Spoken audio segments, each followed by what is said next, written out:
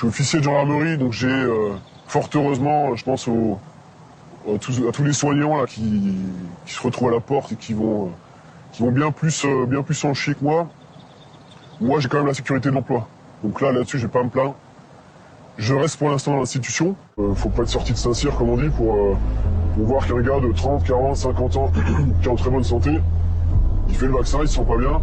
Quelques jours après, il fait un AVC, il fait un arrêt cardiaque. Il y a des jeunes gendarmes qui décèdent. Une jeune gendarme d'une vingtaine d'années en escadron de gendarmerie mobile, à l'issue d'une séance de sport ou quoi, mais qui est décédée alors qu'elle était dans la force de l'âge. Hein. Je suis toujours resté au bas de l'échelle dans la police, ce qui m'a permis de, comme on dit vulgairement, ramener ma gueule quand il fallait le faire, de contester les ordres quand il fallait le faire. Parce qu'il faut savoir que dans ces milieux-là, beaucoup d'ordres, je le dis clairement, sont illégaux et sont donnés de façon orale, simplement. Et quand on demande des écrits, plus personne. Je suis officier dans l'armée.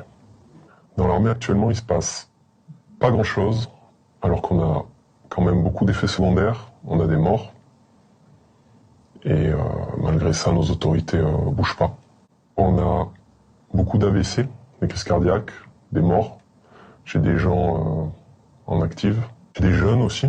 Moi, je n'ai jamais vu quelqu'un qui faisait une crise cardiaque à 20 ans, on en a plusieurs, qui suite à leur cours de sport, qui suite à des opérations, meurent de crise cardiaque. Ça s'est jamais vu. Et malgré ça, les autorités ne bougent pas, le service de santé des armées, qui est responsable de la santé des militaires, ne fait rien. Alors qu'ils ont les données. Le coût psychologique pour les gens de se rendre compte que ces injections sont nocives, ça veut dire que toute votre conception du monde est à revoir en fait.